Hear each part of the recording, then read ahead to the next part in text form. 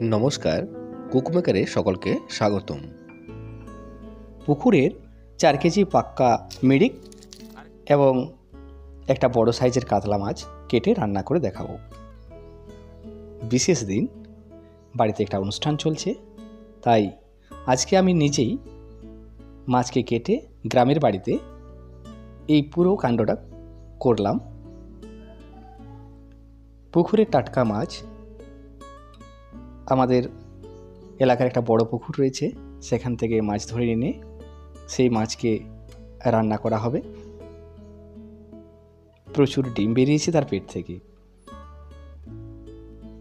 প্রথমে মাছটা বুঝতে পারিনি, তো নিয়ে আসার পরে তো ডিমটার একটা আলাদা রেসিপি আমি পরবর্তী ক্ষেত্রে দেখাবো। পুরো মাছ আমার কাটা কমপ্লিট হয়ে গেছে। আমি পরবর্তী ধাপে এই পাকা মিরিক মাছটার যে ঝোল, টেস্টি ঝোল বানাবো, তার জন্য প্রথমে আমি মাছগুলোকে পিস পিস করে ভেজে নিচ্ছি। পুকুরের টাটকা মাছ, তার স্বাদ অসাধারণ। কুকমেকার একটা বড় ধরনের আরও ভিডিও নিয়ে উপস্থিত হবে।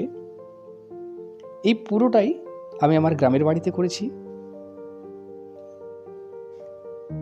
কাঠের উনুন দিয়ে শিলের মশলা বাটা রান্না দিয়ে যে টেস্ট হয়, সেটা সত্যি সুন্দর। বিশেষ করে এই মিরিক মাছ যদি আপনি ঝোল করেন, তো এইভাবে বানান, তাতে স্বাদটা আরও অসাধারণ লাগবে এবং সবাই খেয়ে তৃপ্তি লাভ করবে। আমি পেঁয়াজ, টমেটো, কাঁচা লঙ্কাকে একসাথে দিয়ে ভেজে নিচ্ছি, আলাদা করে দিচ্ছি না। এই ক্ষেত্রে কুচি কুচি করে কেটে নিয়েছি। একদিকে গুঁড়ো মশলাকে আবার রেডি করে নিয়েছি, যেহেতু অনেকটা পরিবেশ আছে, অনেক বড় প্রোগ্রাম, তাই রসুন এবং আদাকে দিয়ে দিচ্ছি, সাথে ভেজে নিচ্ছি।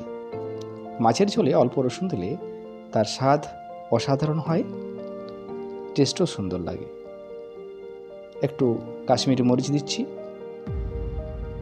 দেখতেও সুন্দর লাগবে, খেতেও সুন্দর লাগবে। তেল ছেড়ে গেছে, আমি জল দিয়ে দিলাম। বেশ কিছুক্ষণ এইভাবে ফুট আসার পরে তাতে তেল ছাড়বে। আমি নাড়াচাড়া করে আবার তাতে বেশ কিছুক্ষণ ফুটিয়ে নেব। এইরকম পজিশনে রেখেও আপনারা তা খেতে পারবেন, এতেও টেস্ট যথেষ্ট সুন্দর হবে। জল মিশিয়ে দিচ্ছি, এখন জলকে সেদ্ধ করব মোটা হরবে। জ্বালা যত দেবেন তত টেস্ট বেশি হয়। এইভাবে একটা সুন্দর মিরিক মাছের ঝোলের রেসিপি তৈরি হয়ে যাবে। চ্যানেলটিকে সাবস্ক্রাইব করে চ্যানেলটির পাশে থাকুন। কমেন্ট করে অবশ্যই জানাবেন ভিডিওগুলো কেমন লাগছে।